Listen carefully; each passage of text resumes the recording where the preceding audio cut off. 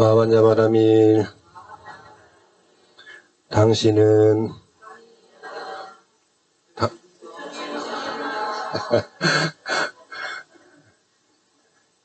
한 번도 안 맞춰봤는데 이 정도 맞으면 엄청난 겁니다. 당신은? 네. 오늘은 하한거 입지하고 나면 늘 기도 입지하게 되는 백중 입지일입니다.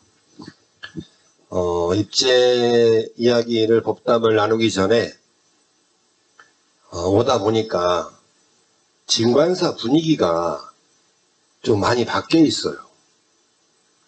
어떻게 바뀌어 있냐면,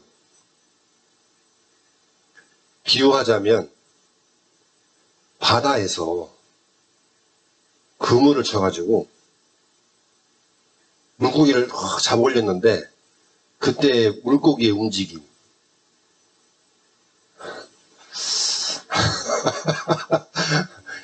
애매한가 보네요. 네.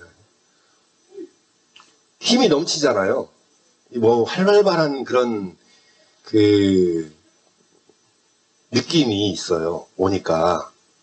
그래서 여러 가지 이유를 찾아보니까 오다가 보니까 새로운 건물도 하나 있고, 그러다 보니까 주위에 공사도 많이 하고, 또 도량에 오니까 또 공사를 해요.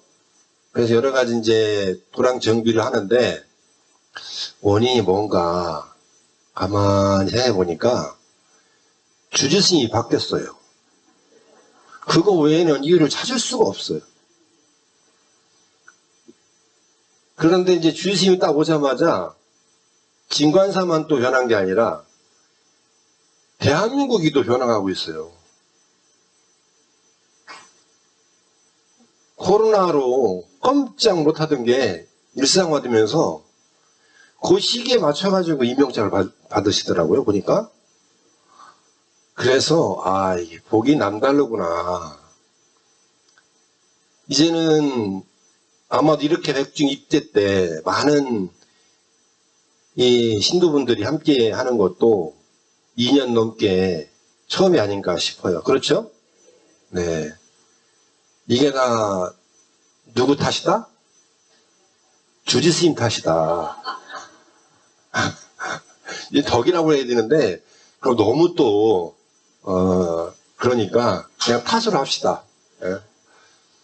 이렇게 좋은 길상한 일들이 우리 주위에 조금씩 일어나는데, 또 어떻게 보면은 주지스님의 덕이기도 하지만 그게 더 확장하면 우리 신도분들의 덕이죠. 분위기 전환상 박수 한번 치고 시작할까요? 네. 이 공덕을 찬탄하는 찬탄의 박수 한 번 더 할까요? 네, 고맙습니다. 네, 저도 오랜만에 왔습니다. 오늘 백중을 입지하면서 늘 이때만 되면 우리 불자들은 이제 백중을 입지하게 되는데, 백중 말 그대로 불교 5대 명절이기도 하고, 다른 말로는 우란분제 이렇게 얘기를 하죠. 그러니까 백중이라는 말은 100가지 음식을 마련해서 100명의 대중을 모셔서 정성을 다해서 부모님을 선망 조상들을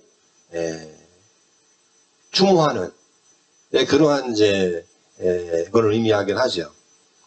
그래서 이 100가지 음식과 100명의 대중이라고 하는 것을 의미하는 것은 첫 번째로 인연을 갖춰야 된다라고 번역할 수도 있을 것 같습니다. 여러분이 백중을 기도 입지하면서 첫 번째로 준비해야 될 것이 내 마음에 인연을 갖춰야 된다. 근데 그 인연을 어떻게 갖추느냐라는 거잖아요. 마치 농번기는 좀 한참 지나서 지금은 이제 들녘들이 많이 이제 모두 많이 자라고 밭에 곡식들도 많이 자라 있지만, 그 농사를 짓기 전에 이렇게 밭을 갈고 씨를 뿌리듯이 그런 마음의 준비가 입제를 통해서 우리가 이루어져야 된다는 겁니다. 그러니까 입제라고 하는 거는 그러한 마음의 준비를 하는 것이죠. 마음의 결을 다듬는 그런 의미가 있는 겁니다. 근데 그 마음의 결이라고 하는 것은 기존에 내가 절에 오기 전에 마음과 달라야 되겠죠. 근데 그 첫 번째 우리 마음의 결을 다듬는 첫 번째가 인연을 갖춰라. 이게 어떤 인연을 갖출 거냐라는 거예요. 어떤 인연을 갖출 거냐. 예, 우리가 이제 누굴 만나면 참 좋은 인연입니다라는 말을 많이 하는데 그 좋은 인연이라는 걸 내 마음에 갖춰놔야 그 다음에 결과가 따라오겠죠.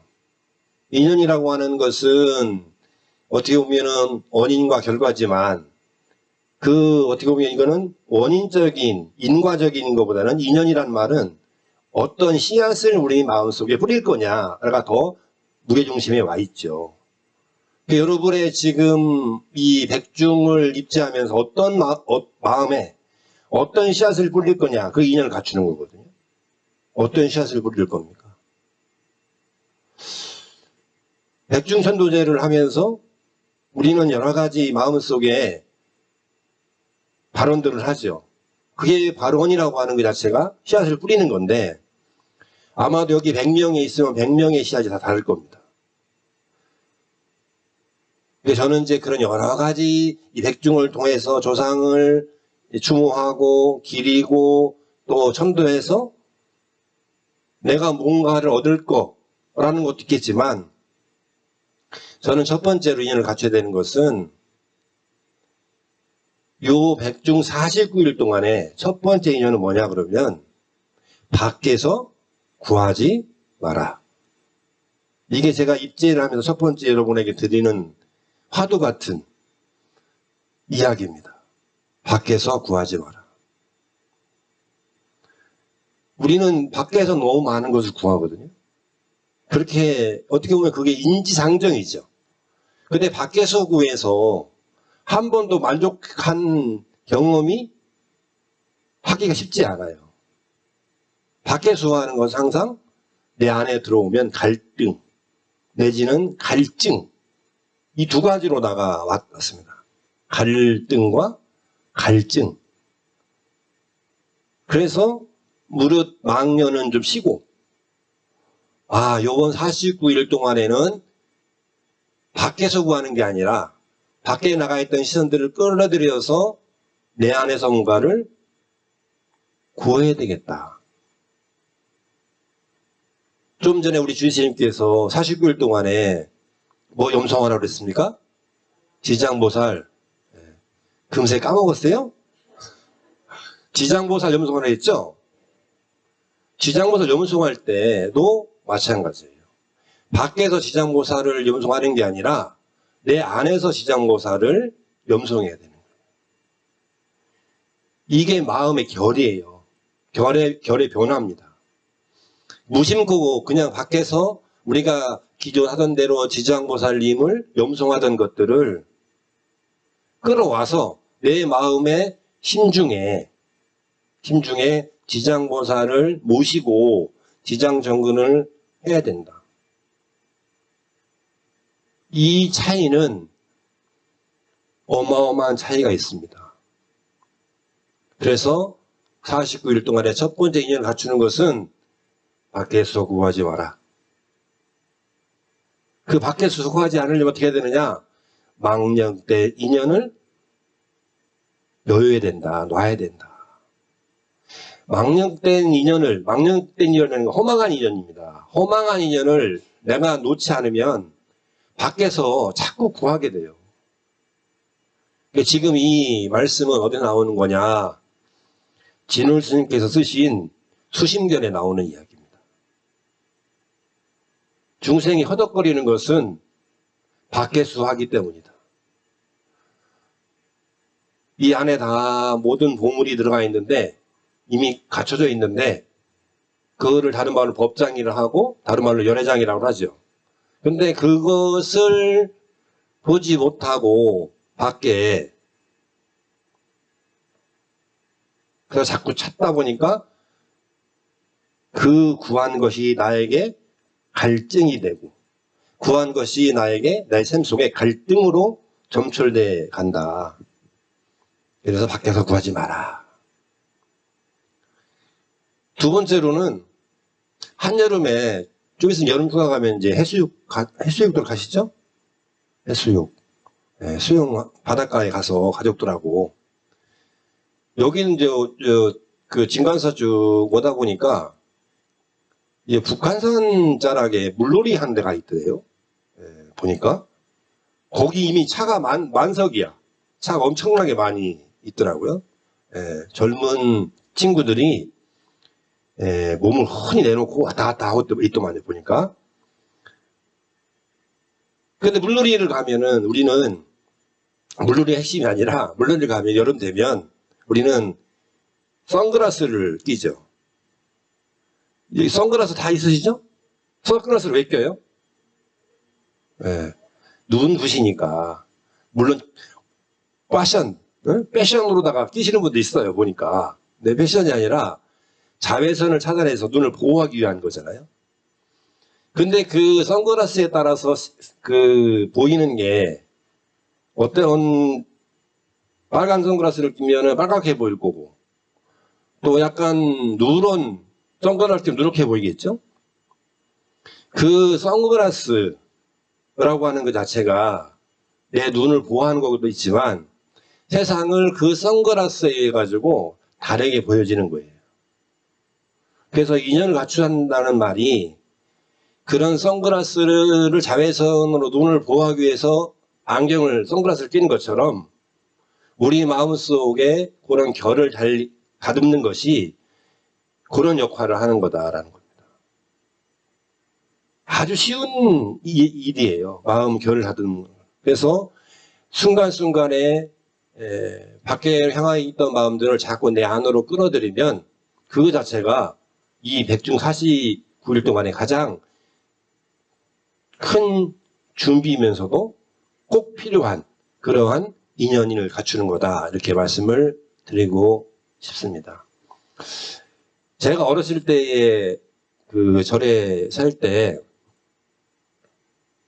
절에 항상 이 틀어놓는 언젠가부터인지 몰라도 아주 어렸을 때는 아닌 것 같고 초등학교 그 당시는 이제 국민학교였죠. 국민학교 다닐 때에 절에서 틀어놨던 그 연불이 하나 있어요.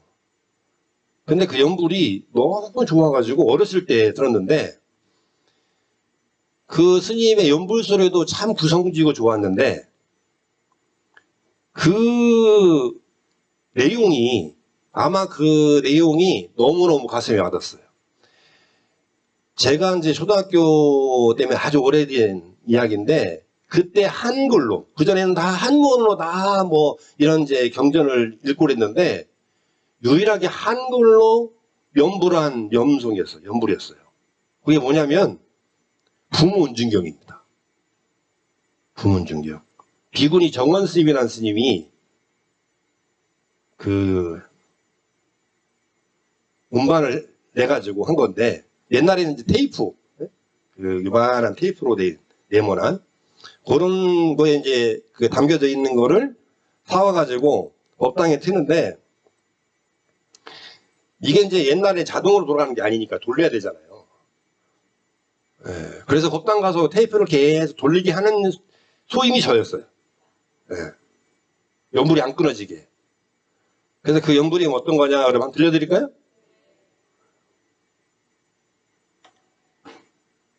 이게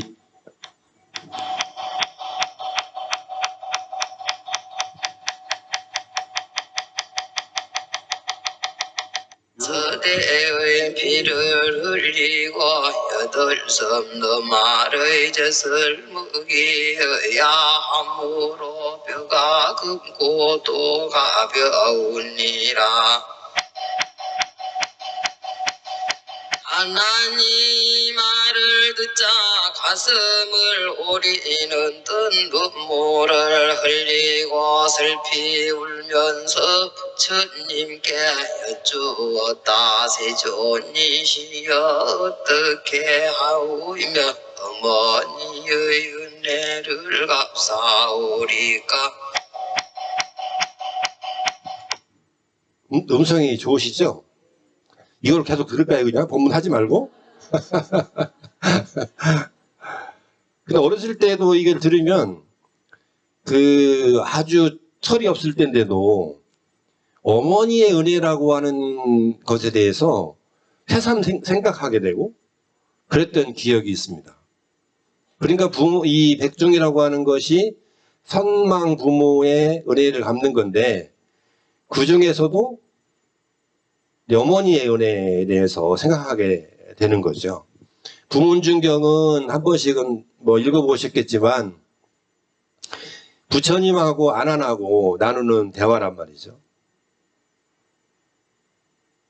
어떤 날 제 부처님하고 안한하고 이렇게 길을 가다가 뼈무덤을 보고 부처님이 예를 하잖아요. 그러니까 부처님이 예를 하니까 안한이 물어봅니다. 부처님은 삼계에 대도사하고 사생에 잡으신데 어찌 뼈무덤에다가 예를 하십니까? 그러니까 부처님께서 안한에게 이 뼈가 남자인지 여자인지 알 수 있겠느냐. 그러니까 안한이 살아생전에는 모습이 있으니까 남자인지 여자인지 아는데 뼈만 보고 어떻게 남자인지 여자인지 알 수 있습니까? 그러니까 그때에 부처님께서 이 뼈가 남자의 뼈라면 희고 무거울 것이며 여자의 뼈는 검고도 가벼울 것이다. 이렇게 말씀하시잖아요. 그러니까 그 이유가 뭐냐. 그것 때문에 쭉 얘기를 하는 거예요. 좀 전에 경제에 나왔듯이 아기를 낳을 때 8섬 너무 아래 피를 흘리고 뭐 쭉 얘기를 한단 말이에요. 그리고 이제 당신이 양육할 때 젖을 먹이면서 본인의 몸에 있는 진액을 다 아이에게 주고 그것도 모자라서 나이 80이 되더라도 60된 아들이 소식이 없으면 노심조사하는 게 부모님의 마음이다. 아직 쭉 얘기가 나온단 말이에요. 이제 부모님의 은혜라고 하는 걸 그만큼 지중하다는 거예요. 지중해.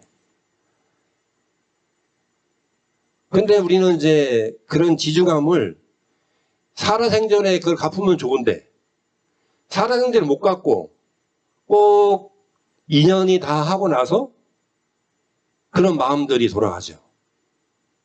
그게 왜 그럴까요?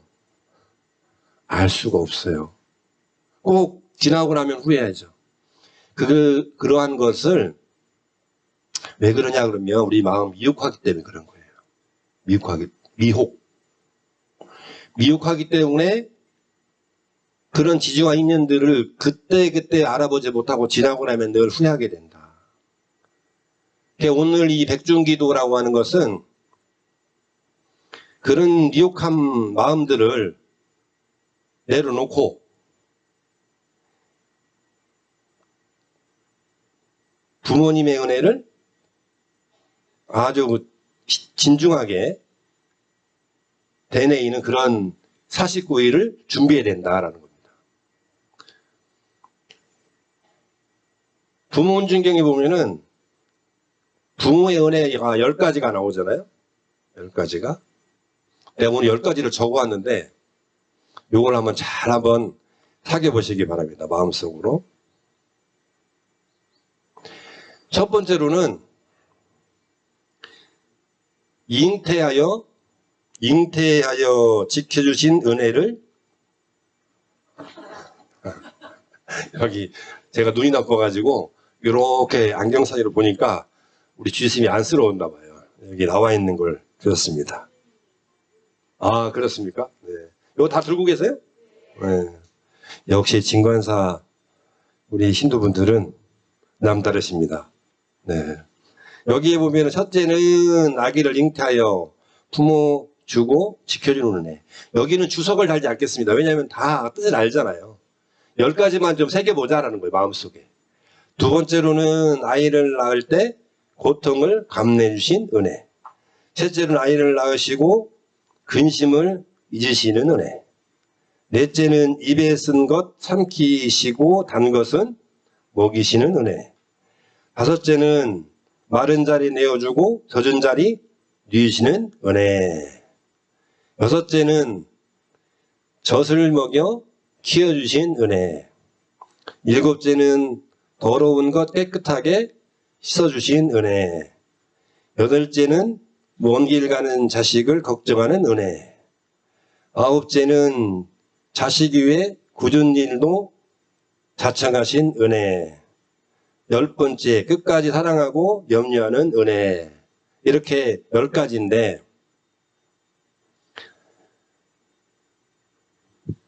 이 10가지 마음들을 우리가 그런 마음으로 자식을 키우고, 또 우리 자식들은 그런 마음으로 또 자식을 키우죠. 근데 이제 그 문제는 이러한 마음들을 서로 간에 알면 좋은데, 자식은 잘 몰라요, 그 마음을. 근데 본인이 이제 부모가 돼보면 그걸 좀 알죠. 근데 이미 그때는 세월이 많이 흘러서 돌이키기가 어렵죠. 우리가 이제 그런 마음들에 자식에게 잘 물려주려면 우리가 스스로가 이런 마음들을 잘 잊지 말고 이어가야 됩니다. 근데 우리도 막상 일상에 돌아가면 아까 이야기했듯이 마음을 안으로 들여야 되는데 마음을 바깥으로 자꾸 돌리다 보니까 어떤 경계나 아니면은 현상에 빠져가지고 화를 내기도 하고 험한 말을 하기도 하고 상처되는 말을 하기도 하죠. 근데 지나고 보면 내가 부모에게 정말 잘해야 될 걸, 잘할 걸 중에서 뭘 맛있는 걸 사드리고 좋은 걸 해드리고 이런 것보다도 공통적으로 많은 분들이 하는 게 뭐냐면 따뜻한 말 한마디 해드릴 걸, 따뜻한 소식 한번 전해드릴 걸, 이런 얘기를 많이 합니다. 근데 그거는 돈이 드는 게 아니에요. 물질적으로 해결할 수 있는 게 아니에요. 그거는 마음으로 표현할 수 있는 거잖아요. 그런데 그걸 못한다는 건 뭐냐면 그만큼 우리 마음이 뒤바뀌어 있기 때문에, 거꾸로 매달려 있기 때문에, 박혀 있기 때문에. 그래서 백중이라고 하는 것은 아까도 다른 의미로 우란분이라고 말씀을 드렸잖아요. 그 우란분이라고 하는 게 목련존자가 자기 어머니를 보니까 이 생에 인연을 잘못 맺어서 어떤 과보를 받고 있냐면 거꾸로 매달려 있는 과보를 받고 있는 거예요. 그래서 우란분이에요. 그 거꾸로 매달려 있는 걸 생각해 보십시오. 얼마나 힘듭니까? 생각만 해도 힘들잖아요. 근데 우리가 현상적으로 거꾸로 매달려 있는 것이 우리 몸뿐만 아니라 우리 마음도 뒤바뀐 생각을 하고 있다 이거예요. 그 뒤바뀐 생각을 바로 세우는 것, 바로 하는 것이 어떻게 보면 이 백중 49일 동안에 우리가 해야 될 일인 거예요. 뒤바뀐 생각이 뭐예요? 몽상이잖아요, 몽상. 전도 몽상이라 그러잖아요. 뒤바뀐 생각. 그 뒤바뀐 생각을 접어야 되는데 그 뒤바뀐 생각을 하는 말은 미혹이라고 아까 말씀드린 미혹하다. 근데 중생 그러면 따라오는 게 미혹이란 말이에요. 부처님 그러면 지혜광명이고 중생 그러면 미혹인데 그 미혹함이라고 하는 건 두 가지 줄기로 우리가 거기에 빠져듭니다. 그 미혹함 첫 번째가 뭐냐 그러면 이 몸에 대한 잘못된 뒤바퀴 생각이에요. 이 몸으로 뭔가를 할 수 있다고 생각하는 거예요. 내지는 이 몸이 전부라고 생각하는 거예요.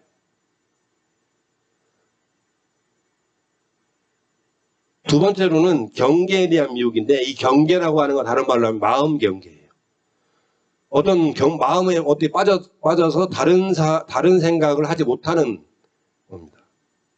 그러니까 미혹이라는 게 두 가지죠. 몸에 대한 미혹과 경기에 대한 미혹. 이거를 이제 바꾸는 건데 어떻게 바꾸느냐? 몸이 영원하다고 생각하면 안 되고 몸이 전부라고 생각하면 안 돼요. 몸은 무상하다고 생각해야 돼요. 무상하다. 목련존자 어머님이 그 거꾸로 배다는 과보를 받는 것은 첫 번째는 몸이 무상하다는 생각을 하지 못했기 때문에 그런 거예요. 무상하다는 거 뭐야? 항상함이 없다는 거잖아요. 항상함이 없다. 여러분 지금까지 오시면서 몸이 항상했던 거예요? 계속 변하고 있잖아요. 경계도 마찬가지고.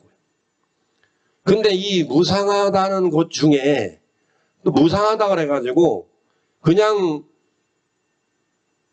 기대를 저버리면 그걸 기대지 않으면 아무것도 이루어질 수가 또 없어요. 이게 아이러니한 겁니다. 무상한 이 몸을 기대해야지 참을 얻을 수가 있어요. 이게 무상함 속에 참이 있는 거예요. 무상이라는 것은 가합된 거지만 그 가합된 속에서 의지하고 뭔가 마음을 결을 바꾸고 마음을 변화시켜야지만이 참으로 갈 수가 있어요. 그런데 이게 이 무상이라고 하는 것이 다 덧없다 놔버리면 참으로 가는 진여문 자체에 들어갈 수가 없어요. 근데 우리는 거기까지 못 가더라도 이 몸이 무상하다는 생각을 못하고 순간순간 계속 까먹어요. 까먹어서 이 몸에 집착을 하죠. 이 몸의 느낌에 집착을 하고 이 몸의 편안함에 집착을 한단 말이죠. 그러니까 거기에 그것이 이루어지지 않으면 그 감각적인 것이 채워지지 않고 느낌적인 것이 편하지 않고 그러면은 짜증이 나고 화가 나고 그렇단 말이에요. 불만이 생기고 그 불만이 커지면 불행해지고 이게 아주 단순한 겁니다. 단순한 이치인데 그 경로를 잘 이해하면 체득이 되는데 그게 아니라 그 순간순간에 마음의 경계에 빠지고 몸의 경계에 빠지니까 그 한 단계도 같이 못하는 거예요.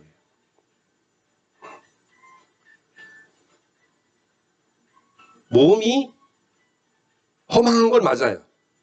이 몸이. 근데 이 몸을 의지하지 않고는 부처님께는 예경할 수가 없잖아요. 허망하라고 해서 그것을 부정적인 생각을 가지라는 게 아니라 이 허망한 몸을 불려서 움직여서 내가 지혜의 마음을 바꾸고 자비한 마음을 바꾸는 거다. 근데 마음의 근본은 항상 이 몸은 항상 무상한 거다 라는 생각을 가져야지만이 뒷바퀴 생각을 빠지지 않는다는 겁니다. 아시겠죠? 네. 나중에 안한존자가 묻습니다. 부처님에게 부모님의 은혜를 어떻게 갚아야 됩니까? 부문중경에 아주 명징하게 나와 있습니다.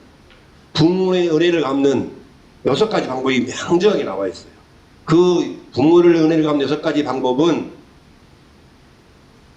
백중기도를 하면서 부문중경을 취약된 몸 말고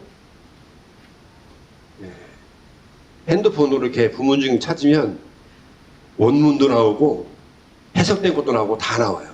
그거를 읽어보시면 아주 명확하게 해설하는 거 있으니까 거기서 부모의 은혜를 갚는 6가지 방법을 꼭 숙지하시고 다음 백중회행 전에 와가지고 올 수 있는 인연이 또 된다면 꼭 물어볼 거예요. 꼭 물어볼 건 숙제니까 그렇게 알아주시고 백중 입자하면서 오늘 말씀드린 2가지 형량이 뭐예요? 하나는 밖에서 구하지 마라. 그죠? 밖에서 구하지 마라. 2번째로는 마음을 바로 쓰자. 뒤바뀐 마음을 바로 하자. 이 2가지가 오늘 입제문문의 핵심이니까 49일 동안에 이 2가지를 명심해서 49일 동안에 늘 부모님의 은혜를 잊지 않고 요즘에 추앙이라는 말을 많이 쓰대요. 부모님을 추모하고 추앙해서 부처님 가피가 늘 함께하는 불자가 되시기를 축원 올립니다. 고맙습니다. 모두 자리에서 일어나 주십시오.